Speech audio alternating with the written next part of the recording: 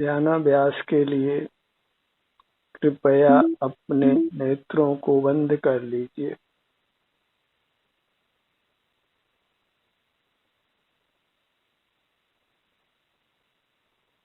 सुखी होने का एक ही यथार्थ उपाय है इंद्रिय संयम करना।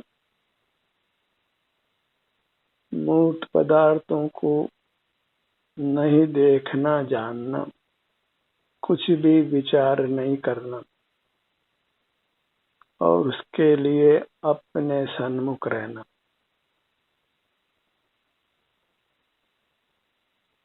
सर्व ही जीव सुख पाने के लिए ही प्रति समय प्रयत्न करते हैं, पर सुख का यथार्थ मार्ग मालूम नहीं होने से वे अन्य उपाय ही करते हैं।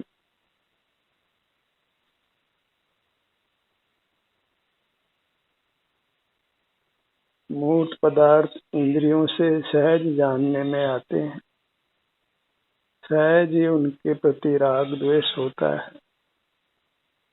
और सहज ही उससे संसार चलता है।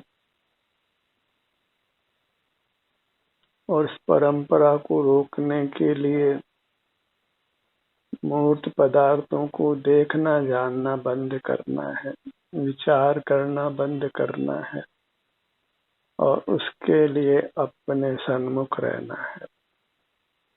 चूंकि आप इंद्रिय गोचर नहीं हैं,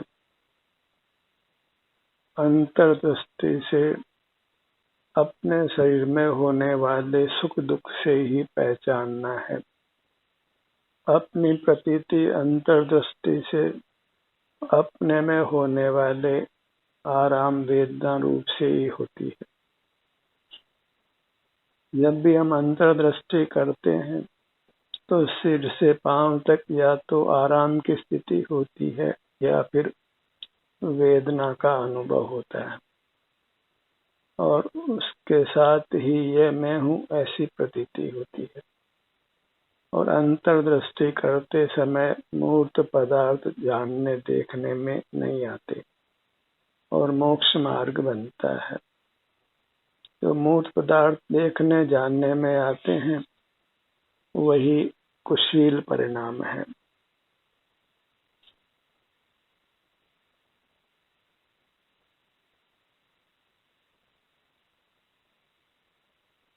क्योंकि किसी भी इंद्रिय का व्यापार होने पर वीतराग भाव का नाश होता है, राग द्वेष की उत्पत्ति होती है।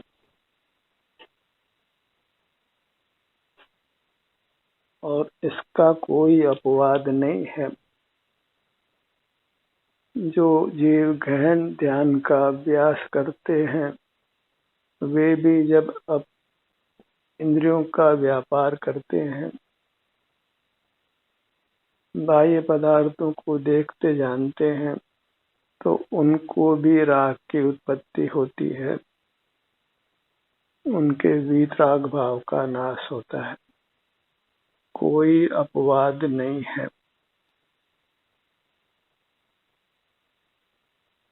मूर्त पदार्थों को किसी भी इंद्रिय का विषय बनाने पर अवश्य ही हम वीतरागता से च्युत होते हैं और रागादि रूप पर नमन करते हैं और कर्म के बंध का अनुभव करते हैं। भले ही हम थोड़े समय के लिए इंद्रिय ज्ञान का निरोध करें, पर यह करना आवश्यक है, क्योंकि इसी से मोक्ष मार्ग का प्रारंभ होता है। जब भी अनुकूलता हो तो नेत्रों को बंद करके अंतर्दृष्टि करना है। अन्य इंद्रियों का व्यापार फिर स्वतः ही बंद होता है। नेत्रों को बंद करने के लिए ही हमें पलकें प्राप्त है और यत्न पूर्वक हमको अन्य इंद्रियों से जानना नहीं है।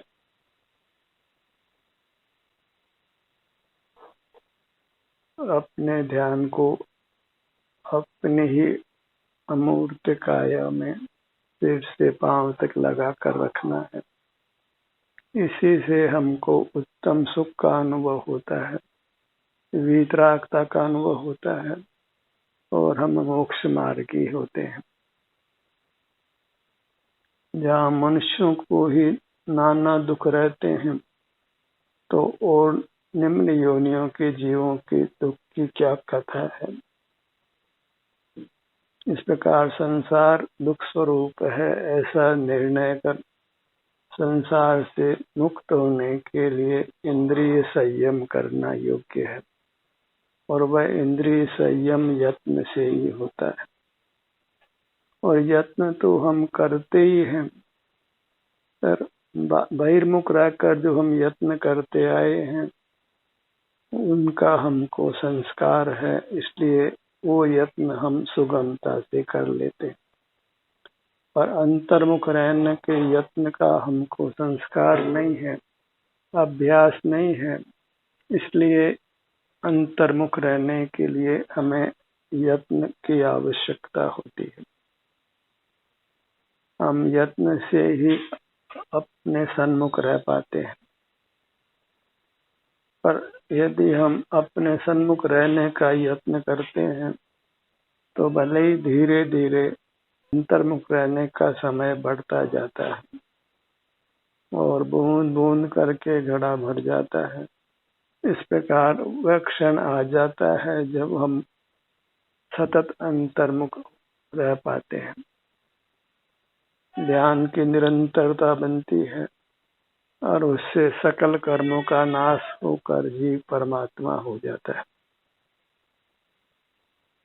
फिर बिना यत्न के ही उसको अपने सर्वांग में सुख का अनुभव होता है। ये कार्यक्रम उसी के लिए प्रायोजित है कि हम इंद्रिय संयम करें, मूर्त पदार्थों को यथासंभव नहीं देखे जाने, दौड़ दौड़ करके 5 इंद्रियों के विषयों को ग्रहण नहीं करना है और यत्न पूर्वक अपने सन्मुख रहना है। उसके लिए नेत्रों को बंद रखने का अभ्यास करना है और जहाँ तक संभव है किसी से बोलना नहीं है।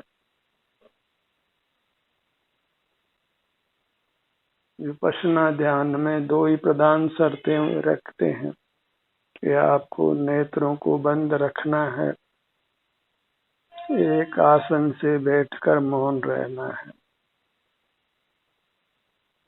और इस कारण से वे फिर सहज ही अंतर्मुख रह पाते हैं। तो अंतर्मुख रहने की इन 2 प्रधान शर्तों का पालन करने का अभ्यास करिए। नेत्र को बंद रखना है और एक आसन से मौन बैठना है। फिर उसके आगे अपने मुख को अपनी ओर करना है।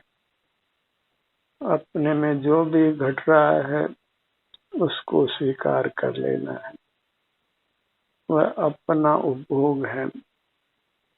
अपना उपभोग विषय भोग नहीं कहलाता है, पर का उपभोग ही विषय भोग कहलाता है, काम भोग कहलाता है।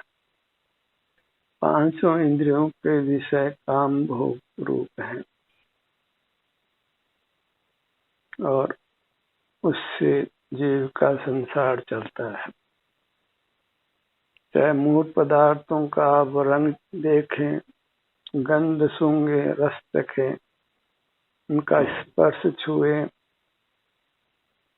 कानों से आवाज सुने, इन सब में ही हमारा उन पदार्थों के प्रति आकर्षण या विकर्षण होता है।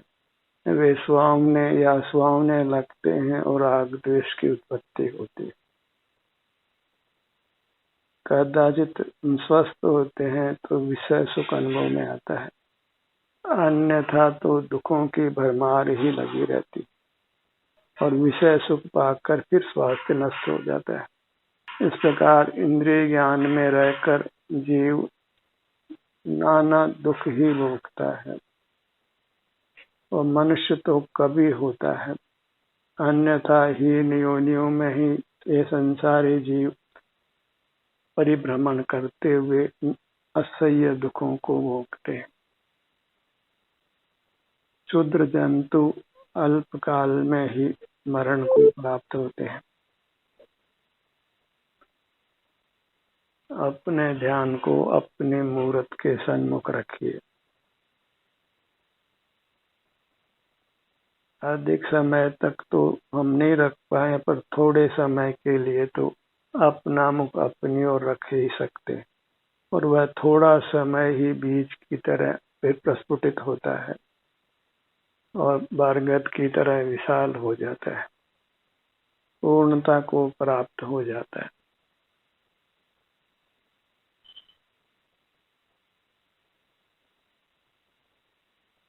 चंद्रमा भी धीरे धीरे उसकी कलियां विकसित होते थे, वो पूर्णिमा को प्राप्त हो जाता है।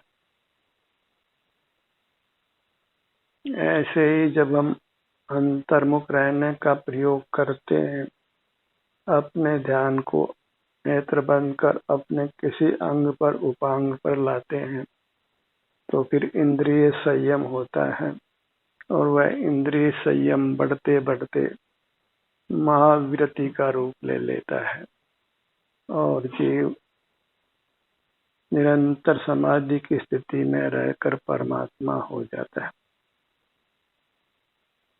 यही साधक या साधु का स्वरूप है। भले ही कोई गृहस्थ हो या परिग्रह का त्यागी हो, मार्ग का एक ही प्रकार है, वह इंद्रिय संयम है। मूढ़ पदार्थों से अपने उपयोग को छुड़ाना है और अपने सन्मुख रखना है, और वह न्याय संगत भी है, क्योंकि मूर्त पदार्थ सुख स्वभावी नहीं है और आप सुख स्वभावी है। अपने में सुख दुख रूप घटना घटती है, मूर्त पदार्थों में सुख दुख रूप घटना नहीं घटती है। मूर्त पदार्थों के आकार को नहीं देखना है, अपने आकार की ही प्रतीति करना है, उसको अनुभव में लेना है, अपने आकार के ही सन्मुख रहना है, अन्य द्रव्यों के आकार के सन्मुख नहीं रहना है।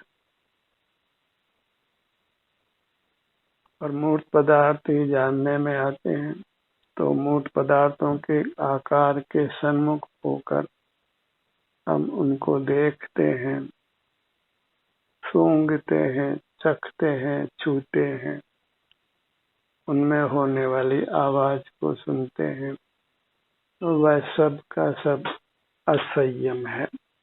और जहाँ असंयम है, वहाँ नियम से रोग और दुख है। पांचों इंद्रियों से जो मूर्त पदार्थों को हम जानते हैं, वह सब एक असंयम नाम पाता है। इंद्रिय असंयम से संसार है और इंद्रिय संयम से मोक्ष मार्ग है।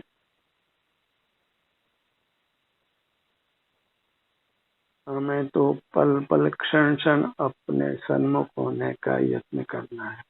बहुत समय तक या निरंतर ही हम अपने ध्यान में स्थित अभी नहीं हो पाए। कोई बच्चा स्कूल में जाता तो सीधे ही अंतिम पढ़ाई तक नहीं पहुंच जाता है, सीधे ही जवान नहीं हो जाता है, बीज को बोते सीधे ही फलने लग जाते हैं। ऐसे ही अभी हम अंतर्मुख होने का प्रयत्न करते हैं, तो तत्क्षण ही परमात्मा हो जाए, पूर्ण सुखी हो जाए, ऐसी अपेक्षा मत करिए। Rome was not built in a day. कोई काम तत्काल ही नहीं हो जाता, वह अपना यथा समय लेता ही है। तो स्वानुभव के इस मार्ग में भी हमें कुछ भाव लग सकते हैं, इसलिए हमें इस काम में प्रमाद नहीं करना है, क्योंकि इस काम को प्रारंभ नहीं करेंगे तो अंत आने का तो प्रश्न ही नहीं है। फिर 2-3 भव नहीं, अनंत भव भी होंगे तो भी मोक्ष मार्ग ही नहीं होगा। मोक्ष तो बहुत दूर की बात है। और अन्य जीवों में तुच्छ योनियों के दुखों को देखकर ही विरक्त हो जाना चाहिए। अपने पर दुख आए फिर विरक्त हों, ये कोई बुद्धिमानी नहीं है। दूसरों को विपरीत आचरण से होने वाले दुख को देखकर ही विपरीत आचरण को छोड़ देना चाहिए।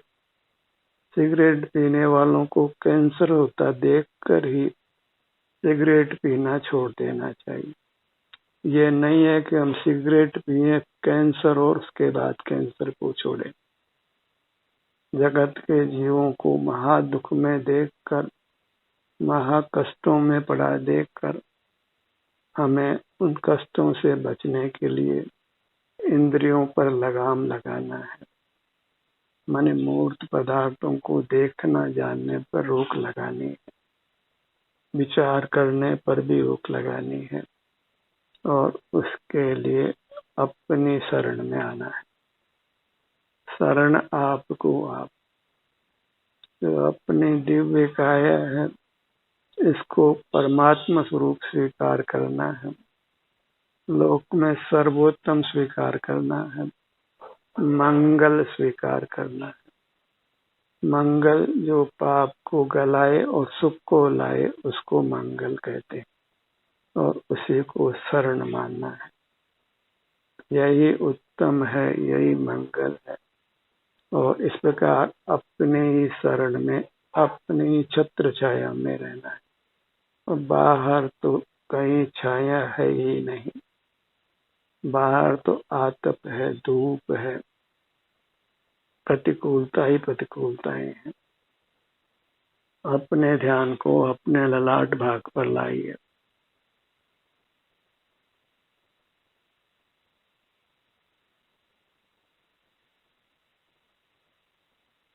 आकुल व्याकुल नहीं होना है। धीरे धीरे रे मना, धीरे सब कुछ हो।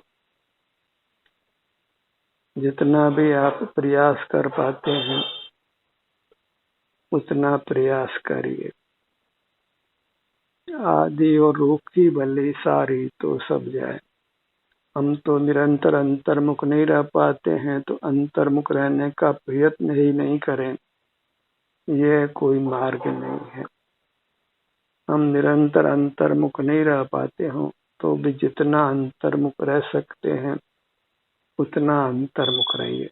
अपनी शक्ति को छिपाना नहीं है और मार्ग की श्रद्धा को सदा बनाए रखना। इंद्रिय संयम ही एक मार्ग है, क्योंकि मूर्त पदार्थ इंद्रियों से जाने जाते हैं और वे सुख स्वभावी नहीं, इसलिए उनको विषय करना वह अपने आप को वृथा ही दंड देना है। सुख तो मिलता नहीं है और दुख और मिलता है। ऐसे अनर्थ दंड से अपने आप को बचाना है और अपने सन्मुख होने में तत्क्षण ही शांति होती।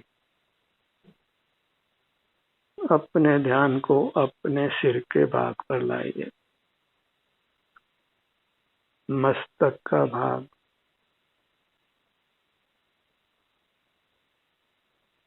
जैसे जीव कल्पित परमात्मा की भक्ति करते हैं, क्योंकि उनको देखा हमने नहीं है, पर आप तो साक्षात हाजिर मौजूद हैं, तो अपनी भक्ति करिए। अपनी भक्ति ही सच्ची भक्ति है। जिन्होंने भी अपनी भक्ति की वे भगवान हो गए। भक्ति से भगवान बनते हैं और वह भक्ति स्वयं अपने आप की है, अपने अमूर्त दिव्य काया की है, क्योंकि अपने दिव्य काया ही परमात्मा रूप है और उसके आप जब चाहे सन्मुख होकर यह मैं हूँ ऐसी प्रतीति कर अंतर्मुख निर्विकल्प ठहर सकते हैं। अद्भुत शांति को भोगते हुए रह सकते हैं। मैं स्वयं ही देव हूँ। इस श्रद्धान को दृढ़ कर अपने सन्मुख रहिए और वह मैं इंद्रिय गोचर नहीं हूँ, तो अंतर्दृष्टि कर ही प्राप्त मूर्त शरीर के बराबर के क्षेत्र में ही यह मैं हूँ ऐसा एहसास होता है। उसी एहसास को करते हुए रहना है। अपना एहसास अर्थात वहाँ आराम वेदना की जो स्थिति है उसका अनुभव, वही अपना एहसास है। और ये एहसास, ये अनुभव हमें सब दुखों से निवृत्त करता है। संक्षेप में कहें तो अपने आभ्यंतर शरीर का संवेदन कीजिए। Feel your spiritual body. और बच्चों के सर्वांग में एक साथ अनुभव में नहीं आती है अभी, तो उसको अंग उपांग कर ही अनुभव में लीजिए। और प्रमाद में रहना अच्छा नहीं है।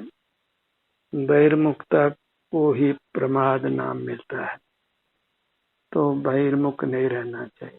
जहाँ अनुभव का पुरुषार्थ नहीं है तो फिर आप कुछ भी करें वह सब प्रमाद है।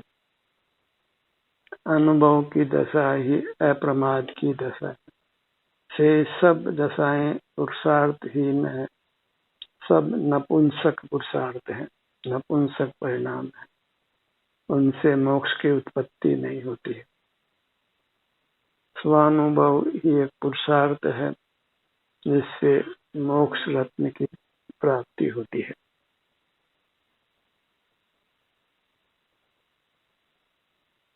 आओ चेतन निज में आओ, अंतरात्मा बुला रही है। आनंद का सागर भीतर ही उछलता है, बाहर नहीं। विषय सुख भी भीतर ही होता है, बाहर नहीं होता। तो सुख के कान भीतर है, फिर बाहर क्यों देखना है। मूर्त पदार्थ तो किंचित भी सुख स्वभावी नहीं, इसलिए इंद्रियों पर लगाम लगाना ही अच्छा है। अर्थात मूर्त पदार्थों को नहीं देखना जानना ही हमारे हित में है, और वह हित असीम है, अविनाशी है। अपने ध्यान को अपने भ्रू मध्य पर लाइए।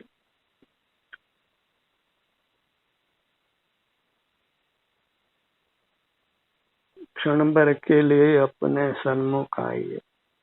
क्षण भर निज रस को पी चेतन मिथ्या मल को धो देता है।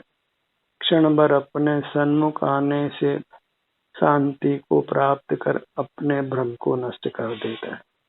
विषयों में सुख बुद्धि को छोड़ देता है। बहिर्मुखता को हे मान लेता है। सारे जगत को अपने लिए हित रूप नहीं मानकर अपने आप को ही, अपने अमूर्त काया को ही हित रूप मान लेता है। भई तच्चम हेयम उपादेय अपनो अपा। बाह्य पदार्थ हेय है और अंतरंग पदार्थ अपना स्वरूप वही उपादेय है। इस प्रकार अंतर में आकर ठहर जाना है। अपने ध्यान को अपने दोनों कानों के भाग पर लाइए। तो जब हम अपने सन्मुख होते हैं तो सहज ही मूर्त पदार्थों का देखना जानना बंद हो जाता है। कुशील परिणाम मिटकर शील का महान परिणाम उत्पन्न होता है। शील के समान कोई धर्म नहीं और कुशील के समान कोई अधर्म नहीं। इंद्रिय ज्ञान के समान कोई पाप नहीं और इंद्रिय जय के समान कोई धर्म नहीं। अपने ध्यान को अपने नासिका भाग पर लाइए। दोनों नथनों का भाग और शरीर के किसी भी भाग में वेदना है तो बिल्कुल घबराना नहीं है, डरना नहीं है। जो डर गए सो मर गए। निडर रहिए, आप परमात्मा स्वरूप हैं, लोक के सर्वोत्तम पदार्थ हैं। जब अपने सन्मुख होंगे तो दुख स्वयं ही दूर भाग जाने वाला है, दूर दूर तक रहने वाला है, आपके समीप आने वाला नहीं है। इसलिए बिल्कुल डरना नहीं है, वेदना से डरना नहीं है, वेदना के सामने खड़े हो जाना है। जैसे कोई भी पशु आपके पीछे दौड़ता हो, तो यदि आप खड़े हो जाते हैं तो वह डर कर ही दूर भाग जाता है, और हम डर जाते हैं तो वो हमें अवश्य पकड़ लेता है। ऐसे ही हमको वेदना के सामने डट कर खड़े हो जाना है। हमारे में वेदना को मिटाने की असीम सामर्थ्य है, क्योंकि हम सुख स्वभावी हैं। अपने सन्मुख होते ही फिर वेदना अधिक काल तक हमारे भीतर जीवित नहीं रह सकती, फिर तो आनंद का समुद्र ही उछलता है। अपने ध्यान को अपने मुख पर लाइए, दोनों होठों के स्थान पर।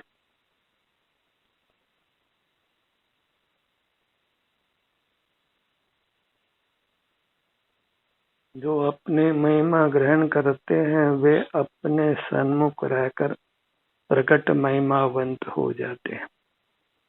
अपने आप को अत्यंत पावन तत्व स्वीकार करिए, और जो हमारा आभ्यंतर शरीर है वही सुख है। वह सुख क्षेत्र से सीमित होने पर भी परिणाम में भाव में असीम है और अविनाशी है। तो सुख प्राप्ति के लिए अपने आभ्यंतर शरीर का ही ग्रहण करना है और सुखी हो जाना है, और इसके बाद जांच कर लीजिए, कहीं सुख दुख होता नहीं है। अपने सुख का परिणाम सिर से पांव तक ही होता है। तो अपने शरीर के प्रमाण ही सुख है, उससे न कम है न ज्यादा है। तो बस अपने आभ्यंतर शरीर के सन्मुख रहने के लिए कमर कस लेना है, और जिस काम के लिए हम कमर कस लेते हैं वह काम अवश्य हो जाता है। अपने पूरे मुखमंडल को लक्ष्य में लीजिए, यही देव दर्शन है, परमात्म दर्शन है। ब्रह्म में बिल्कुल नहीं रहना है। हर जीव अंतरंग में परमात्म स्वरूप है, देव है। अचिंत सुख का धारक स्वमेव देव है।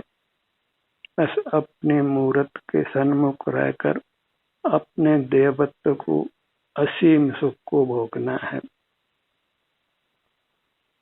इस प्रकार अंतर यात्रा करते हुए अपना समय व्यतीत कीजिए, सुख के साथ, वितरागता के साथ, इंद्रिय संयम के साथ। ध्यान का ये सत्र यहीं समाप्त होता है। आपकी सहभागिता के लिए धन्यवाद।